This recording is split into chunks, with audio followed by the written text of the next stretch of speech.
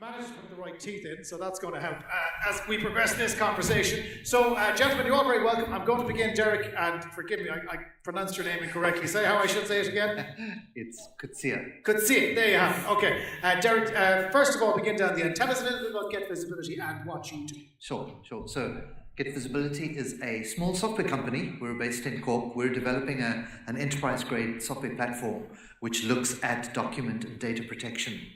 It's obviously a very hot topic at the moment with GDPR and a whole bunch of data privacy and data protection initiatives popping up all over the world. So the software platform is developed and we install it, we sell it through various channels, and I'm responsible for the engineering and the development and production of that. I have a team based in Cork and a few remote offices, and the platform is rolled out in Ireland and some customers in North America as well. So that's a summary. So very much a growing sector and a growing business. Yes. David, tell us a little bit about what you do with AIB. Yeah, my name is David Cahill. I'm the Security Strategy and Architecture Manager. Oh, hang on a second. Let's see if we can hear you first of all. So let's try it again. See if the mic is working. No, that's not working. So hang on. What you're going to see now is Marco running very discreetly to the stage. As I'm saying, David, hold on there. Alan, you get to tell your story. Tell us a little bit about yourself and what you do. Yeah, I'm Alan Giles. I'm the CTO and co-founder of Boxever.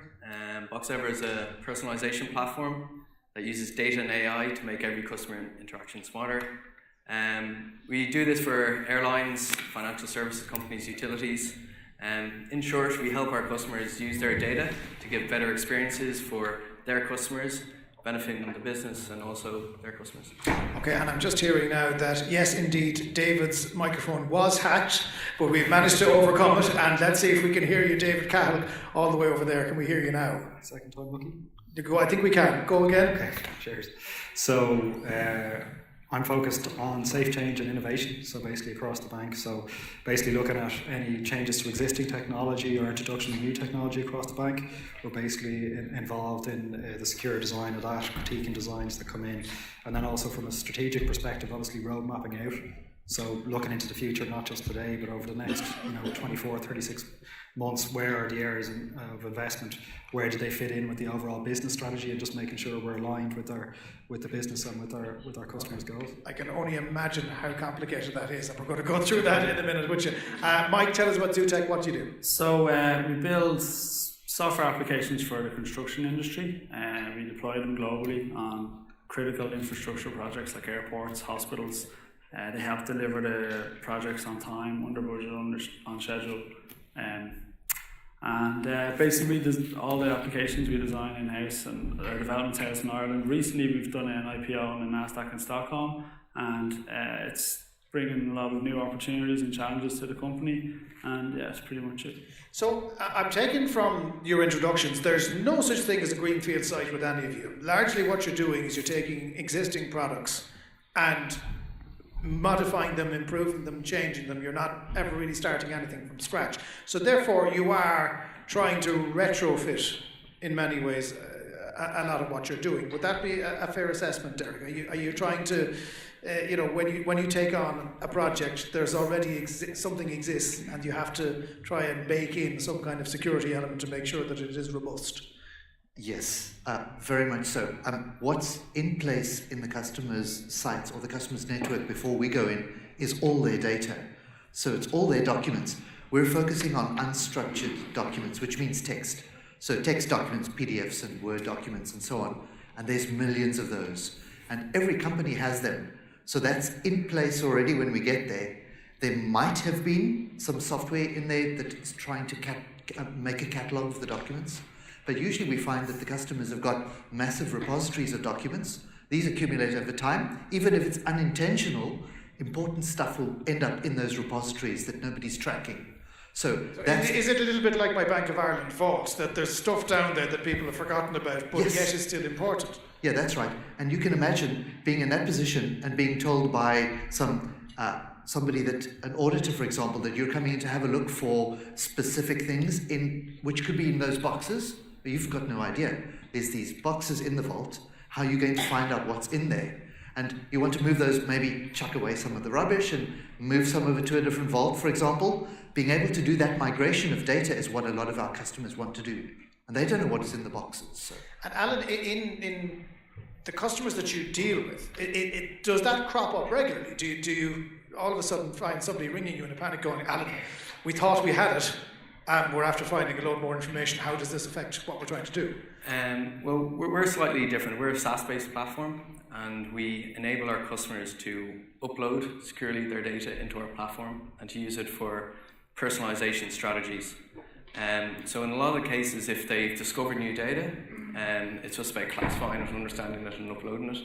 And our platform then is secured to ensure that the safety of that data is maintained. Okay, but then it's as secure as you can make it secure. Yep. So how do you convince everybody and all that client list that you can trust us, guys? Yeah, it is a challenging thing.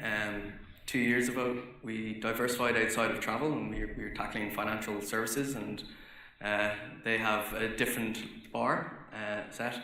Well, they got hit more regularly than airlines, the banks. Yeah.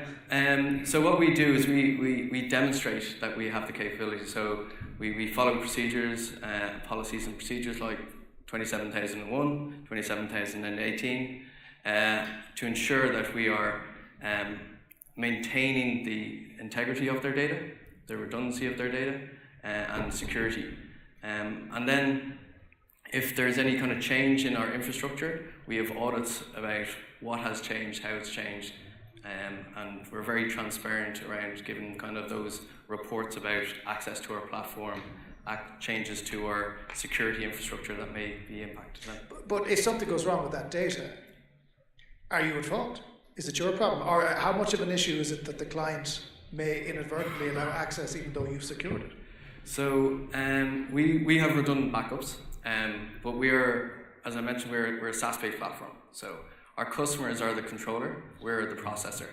Now, if there was a bug that came in that, say, destroyed data or in some capacity, we have procedures in place to recover that data. So we are in Amazon's web services, and we use a lot of their infrastructure that's already there out of the box to be able to recover that data and ensure the safeguard of that data. Okay, I mean, and again, we'll hear from enforcement in the next bit, but the classic data breach a decade ago would be a fella leave a suitcase on the train, and now he was provided with the suitcase with a lock on it, but he left the bloody thing on the train, and as a result there was a data breach.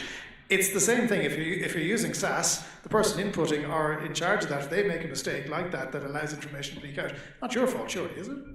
Well, it is. So the security measures that we have, so we a lot of what we do regarding the security of our platform is infrastructure as code. So everything is automated from the very beginning. Any changes to the platform is done automatically to prevent that human error. And in a lot of the cases, those changes go through a review process of multiple people to try and mitigate as much as possible.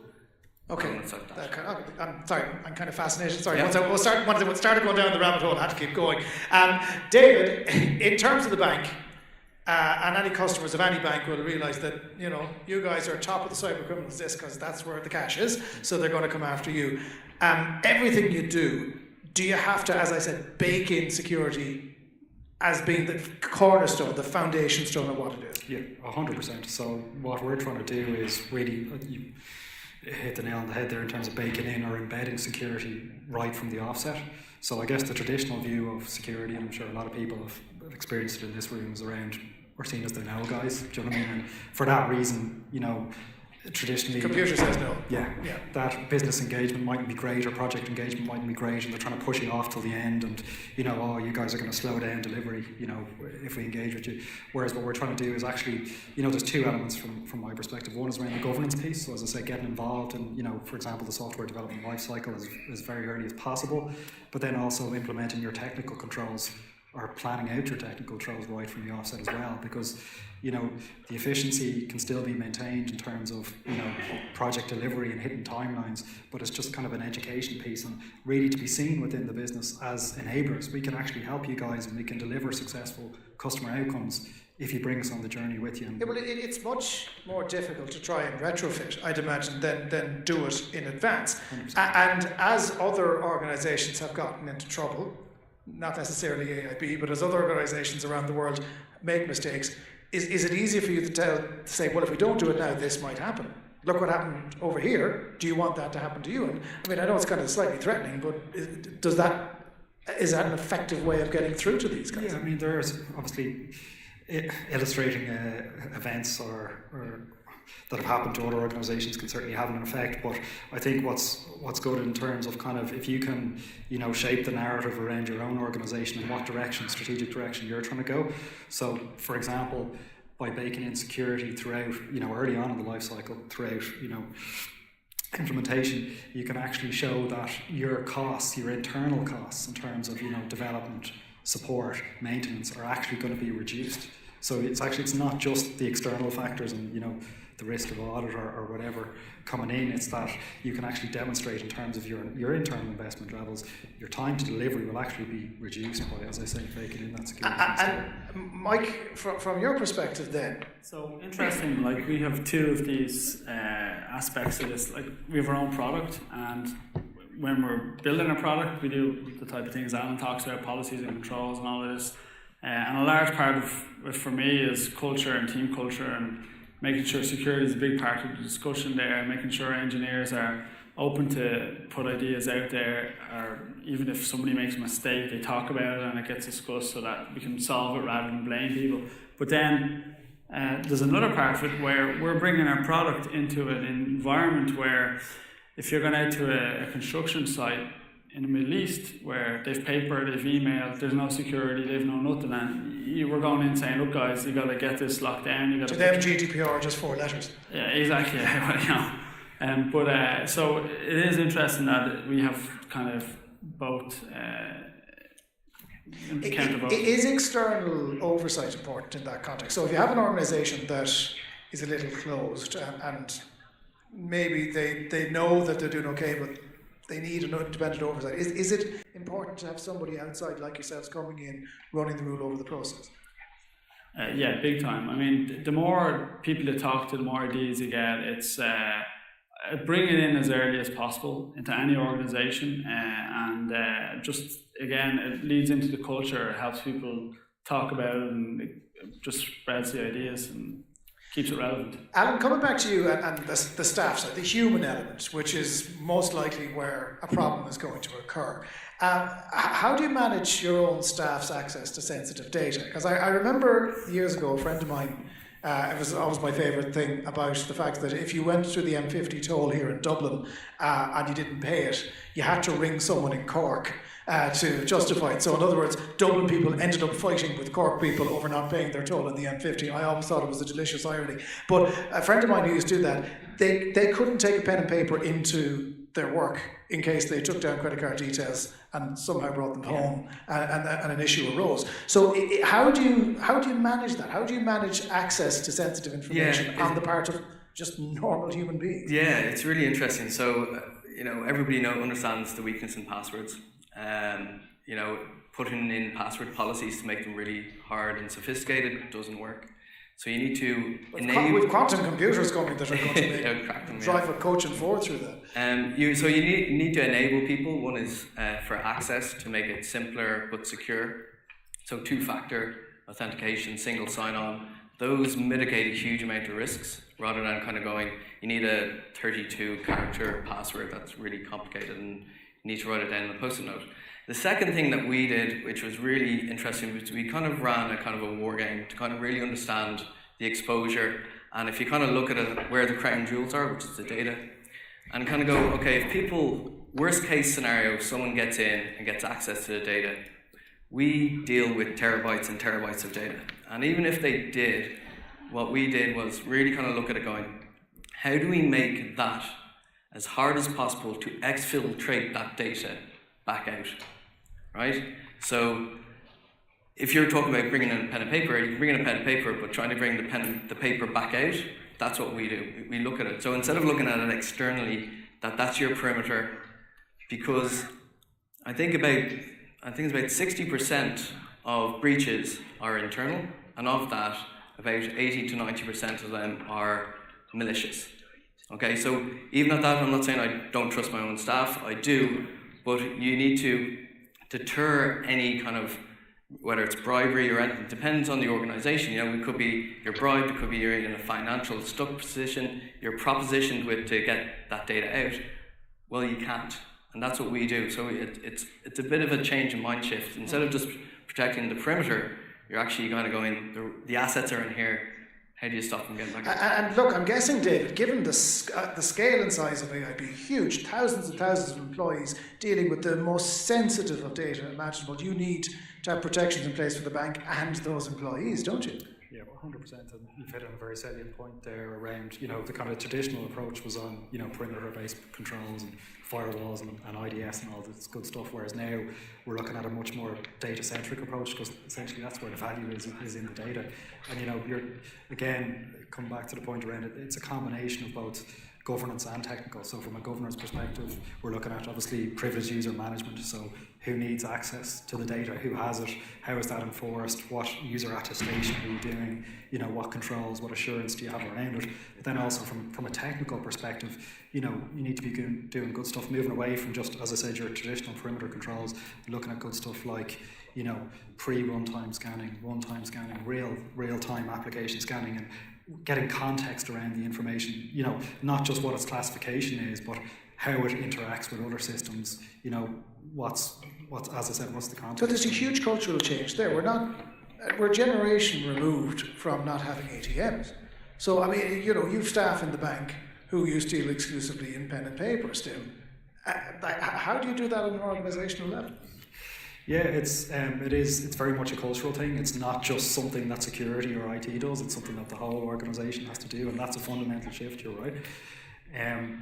A key element for us is around security awareness.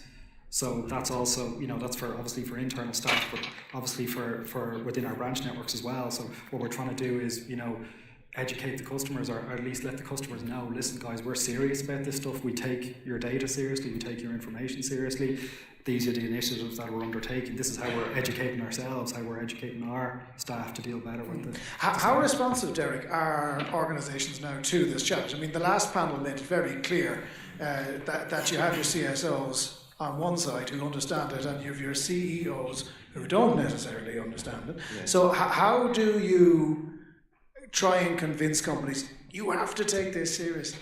Okay. Actually, I'd just like to quickly, if you will allow me, pick up on a comment that Mike made about deploying the software into an organization where you can't be sure. That's also what you touched on, Dave, about the security of the internal network. And it's the insider threat as well. If we're installing our software into an organization, onto a server, it's within the organization, okay? So within the perimeter. But how safe are you there? If you're talking about insider threat, regardless of how well the perimeter is protected, everything's potentially exposed inside the perimeter. Yep. And last year, Zero Day Con, we had the guys from Palo Alto up here talking about a zero trust network, where you've got these silos of data. Within an organization, you want to protect the perimeters around that data. And that's what Dave was hinting at here now by saying you have to know where the data is, because that's what you want to protect. So the first point is, with the software that we've built, because we are looking across the customer's data, we're building up an index of the sensitive information. We have to protect that data. We must assume that our server is potentially going to be attacked, even though it's within the perimeter. And that's the safest approach to take. So to do that, we're doing a lot of anonymization, which Alan, you may also know a lot about, anonymization of the data. When we read the text out of a document, one of the first steps we do is we transform it into a set of anonymous tokens, which are numeric IDs. So the original text is actually gone, even though we don't even store that. We then map that into a neural network, so there's machine learning there.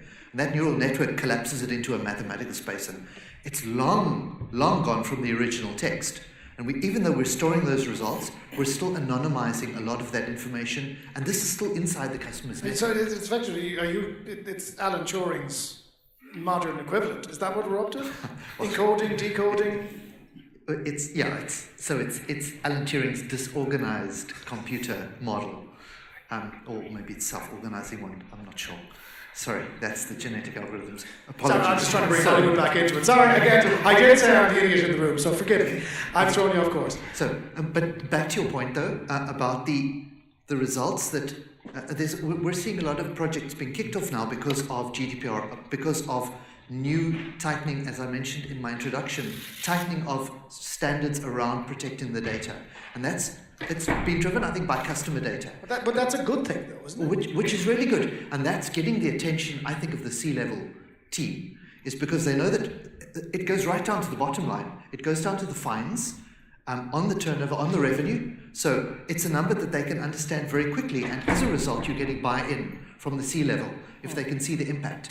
The other side that we're seeing C-level responding to is when intellectual property is potentially being exposed. And that's a continual leak. In some industries, it's a continuous dripping of information leaving organizations that they want to stop. Okay. Because that's costing millions. Well, and the second it starts hitting your bank, you know it is Yes. a problem. A lot of people use open source software, though. Is there a vulnerability in open source software? Yeah, I think there's a huge vulnerability. So a recent report by Zutec, who are a repository and kind of management software for open source projects, reported that about 60 to 90% of components that are assembled into a modern day application are open source. This is code which your organization hasn't written, doesn't really understand, hasn't written any tests for, but people are incorporating them into their applications. So just like you would install like an operating system, okay, and that operating system might have, say, Java or something installed, these are more down a little bit deeper within your application. And with the shift over to containers and microservices, you might have potentially 100 to 200 services, all with possibly 150 to 200 different libraries, open source libraries, with different versions.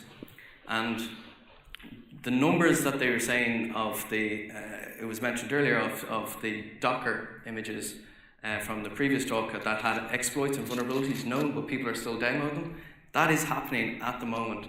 Unless you incorporate further in the pipeline, at the very beginning when you're building and testing, you're actually validating that those libraries and those versions don't have vulnerabilities.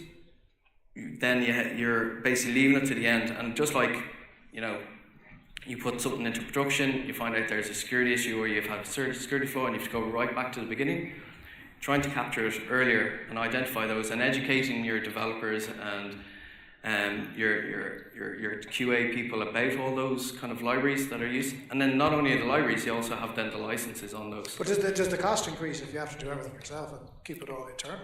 Yeah, so there's lots of organizations that create what is known as an inventory of software components that are within your software component. Within those, then you can have automatic scanners that scan to understand what they are. But I think there's still an element of being able to automatically update them. You can go and a new security vulnerability comes out with an OS fix, and you can apply that very quickly across all your services. To do that within your software application itself is a lot more challenging for you have to do. And I think if there's a move there, I think it'll be that identification sooner and earlier, but then also the kind of the fixing. And then also the other part is that's during the development of it. Once you release it, it's in production.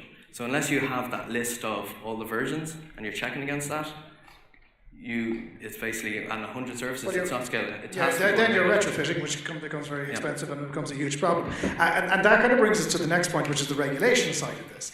And we're going to talk at length with the Data Protection Commission office in the next panel. But regulation, how important is regulation in all of this, Mark? I mean, it was seen as an inconvenience at the start that, good Lord, we have to admit that we made a mistake. But I mean, has it fulfilled a role? I think big time. I mean, what's more important, your money or your data? And a lot of your data has controls for your money. So, I mean, the type of systems that are mandated for financial systems should probably be similarly mandated for companies that control data, depending obviously on what that data is. But I think definitely GDPR has helped in a big way, but I think more is inevitable. Yeah, just on that, I'd be very pro. So just like organisations have to complete and file financial statements around their organisation, I think the way data is, essentially, there's a lot of monetary value in it, and we need to ensure it's protected and safe. We have an obligation to keep our customers' data safe. You have to be held accountable. So just like you have to, years ago probably you didn't have to file your finances, and there was a change.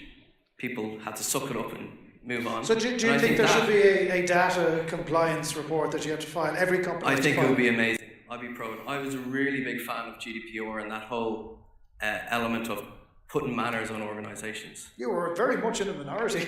A lot of organisations saw it as a pain in the arse.